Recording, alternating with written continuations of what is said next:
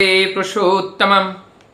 आइए जानते हैं परम दयाल ठाकुर ने हम लोगों को चलने के पथ पर, और कर्म जीवन है, हम कोई ना कोई व्यक्ति किसी ना किसी कार्य से युक्त रहता है, क्योंकि बिना कुछ किए किस तरह से हमारा पेट पाल पाएगा।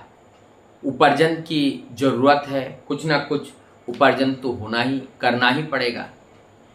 परम दयाल जी ठाकुर इससे जीवन एक व्यवसाय है, जीवन एक बिजनेस है, और इस बिजनेस को सुंदर बनाने के लिए हमें हमारा चरित्र कैसा होना चाहिए, हमारा चाल चलन कैसा होना चाहिए, इस बारे में ठाकुर जी बताते हैं।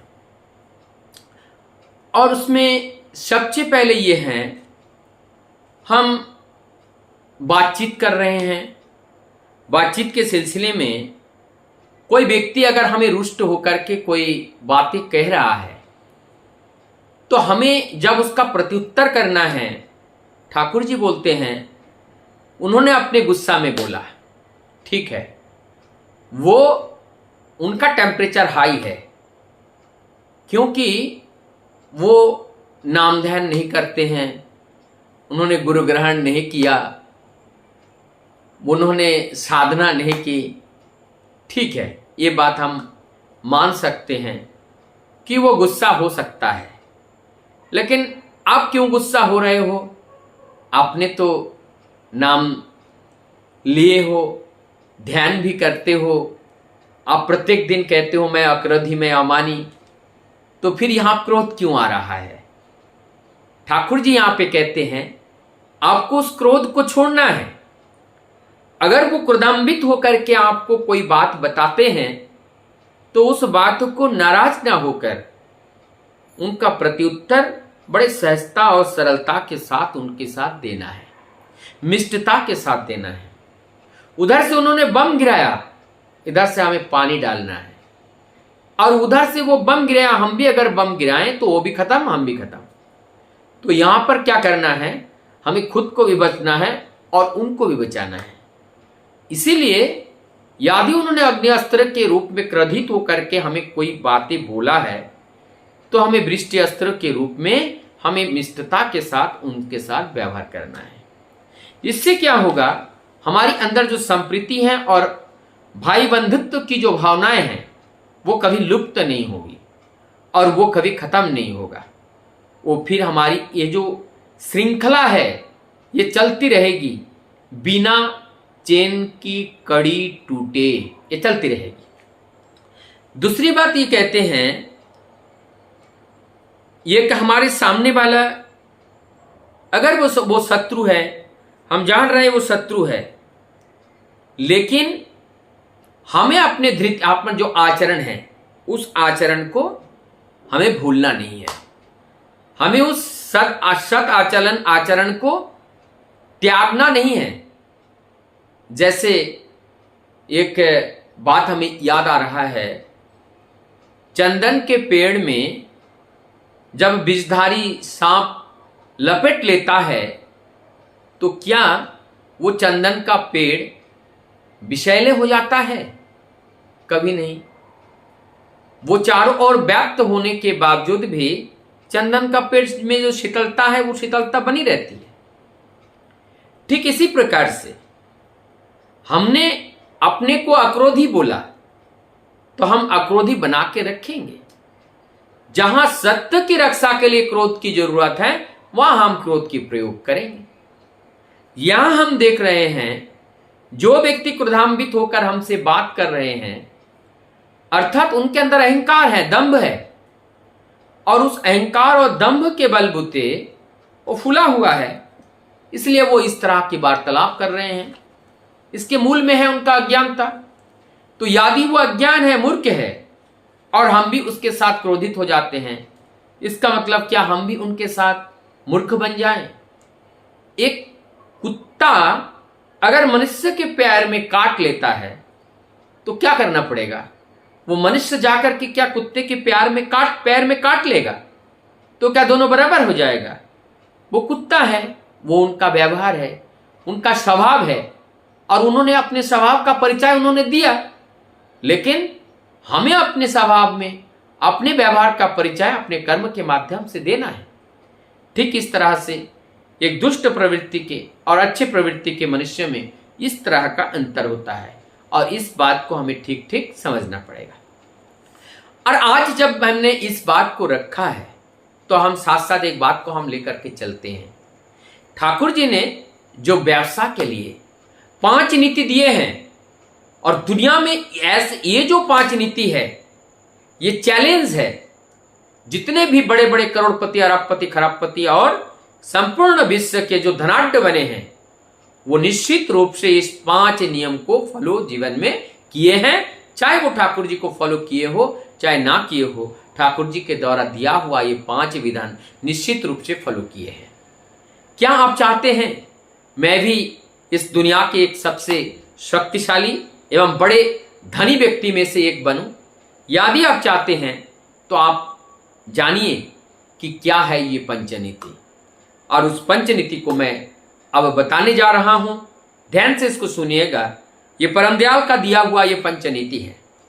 यहां पे कहते हैं कि हमारे जीवन इष्टभीति परायण होकर के, यदि साधन भजन के मार्ग में रहते हुए, साधन भजन का मार्ग का मतलब सत्य के पथ पर रहते हुए, सत्य की पुजारी हो करके, हमें सत्य को त्यागना नहीं है, और सत्य को ना त्याग करके सेवा प्राण और सद्व्यवहार। हमें सदैव कोई व्यक्ति हमारे पास आते हैं, मैं किसी बिजनेस में हूं, हमारी एक सोच होनी चाहिए कि हम अपने सामने वाले को फायदा कैसे पहुंचा सकता हूं। तो ये अगर हमने सोच लिया, हमने वो उन्हें फायदा पहुंचा दिया, और उनको लगा कि वास्तव में यहां आकर के हमें फायदा हुआ, निश्चित रूप से वो दोबारा आएगा। एक व्यक्ति हमारे पास आते हैं, उनके घर में टाइल्स लगाना है, हम टाइल्स के बिजनेसमैन हैं, तो हमने उनको सही उनको प्लानिंग बताना चाहिए, ताकि ऐसा प्लानिंग बताओ कि टाइल्स भी आपका अच्छा हो और कम पैसे में उनका जो कवर्ड एरिया वो घिर जाए। दूसरे व्यक्ति अगर पूछे वे कितने में आया, इतने जगह में, वो अपना हिसाब बता दिया, बता करके देखा कि इतना, और उन्होंने अपना हिसाब लगाया, उन्होंने देखा कि 2 गुना खर्चा आया, तो वो तब कहेंगे आपने कहाँ से लाए? तो उन्होंने कहा कि वहां से लाए। तो आपके पास जो है वो खरीदार पहुंच जाएगा वहां पर। बिजनेस ऐसा ही होता है, सद्व्यवहार के साथ अगर हम बिजनेस करें। आज एक तरह का प्रचलन हो चुका है कि सत्य के आधारित करके हम कोई भी बिजनेस व्यवसाय नहीं कर सकते हैं, लेकिन मैं कहता हूं सत्य के आधारित करके ही हम एक अच्छा बिजनेस कर सकते हैं, और इस बिजनेस को करते हुए जब चलते हैं हमें सफलता निश्चित मिलती है। दूसरा पॉइंट है, हमने जो बिजनेस किया प्रत्येक दिन का हिसाब किताब फाइनल होना चाहिए। उनको एक तरीके का क्लोजिंग, जो क्लोजिंग करते हैं, शाम को हमें क्लोजिंग होना चाहिए। आज कितने रुपया का अर्निंग हुआ, कितने रुपया का उधार हुआ, और कितने रुपया का आज माल आया, और ये देख करके हमारी आय और व्यय और स्थिति का हिसाब हमें एक मोटा मोटा हिसाब हमें लग जाता है। इसका दैनंदिन हिसाब हमें होनी चाहिए। हमने दुकान खोल लिया, पैसे लगा दिया, हम कभी देखने ही नहीं जाते हैं, तो क्या ये बिजनेस कभी सफल हो सकता है? प्रत्यक्षदर्शी बन करके और जागरूक होकर के बिजनेस जब हम चलाते हैं, निश्चित रूप से हमें उस बिजनेस में सफलता प्राप्त आते हैं।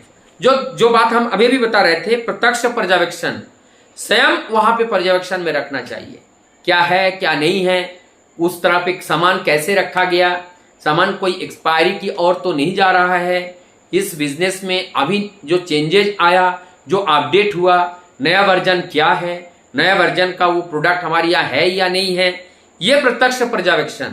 यदि हमने किसी के ऊपर छोड़ के चले आए, आप वो देखेंगे तो वो देख लेंगे, वो बिजनेस तो डूब के ही रहेगा। तो उसमें प्रत्यक्ष पर्यवेक्षण बहुत इंपॉर्टेंट बात है। चौथी बात है, यहाँ पर चौथी बात जो है, जो हम अपना ग्राहक है, उस ग्राहक के साथ कभी भी वादा खिलाफी नहीं करेंगे। हम जो कहेंगे वही करेंगे। हमारी आचरण में कोई खलता ना दिखे, हमारी आचरण में कोई चतुराई ना दिखे, एक सहज और सरल रूप से ऐसा प्रतीत हो कि ये सच कह रहा है। यह हमें ग्राहक को पता चल जाना चाहिए कि हम सच कह रहा है। ये मैसेज अगर उनके पास गया और वो अगर उनके हमसे जो खरीदारी उनने की और उनको लगा कि ये सटीक और सही है, और दूसरे जगह जब ट्राई किया उन्होंने देखा कि हमारे पास से जो ले गए इससे कम हो नहीं सकता है, तो बिजनेस तो बढ़कर ही रहेगा, बिजनेस कभी ऐसा डूबता नहीं है। और जो पांचवा पॉइंट है, ये भी बहुत इंपॉर्टेंट पॉइंट है। हम बिजनेस करते जा रहे हैं, जो टूटा हुआ कुर्सी में बैठे हैं वो टूटे हुए कुर्सी में बैठे हैं, ऊपर से पानी टपक रहा है तो पानी टपक रहा है, ये कौन सा बिजनेस है? अपडेट करना होगा, लगातार अपडेट करो, कुर्सी में अपडेट करो, मकान में अपडेट करो, कंस्ट्रक्शन में अपडेट करो। तो इस तरह से जैसे हम अपडेट करते चले जाते हैं, इस अपडेट के माध्यम से क्या होता है, एक नयापन आता है, और इस नयापन से लोगों का एक आकर्षण होता है, और ये हमारी जो आचार आचरण और व्यवहार है, उस व्यवहार के माध्यम से एक प्रेम भाव हर व्यक्ति से जुड़ जाना चाहिए। जैसे हम दूसरे व्यक्ति से जब प्रेम भाव से और सेवा भाव से सेवापरायण होकर विश्वासता के साथ जुड़ते हैं, तो हम निश्चित रूप से विस्तार में जाते हैं, और जैसे ही विस्तार में जाते हैं तब एक हाथ हमारा नहीं रहता है। हम अगर 1000 लोगों से भी जुड़ते हैं तो हमारे 2000 हाथ हो जाते हैं, 2000 लोगों से जुड़ते हैं तो हमें 4000 लोग हो जाते हैं, और 4000 से अगर हम आने लगे तो हमारा ये भंडार परिपूर्ण हो जाता है। इसलिए एक बात हमें याद आ रही है, रविंद्रनाथ टैगोर की एक कविता है कि अमार भांडार तुम्हार सभाकार घरे घरे।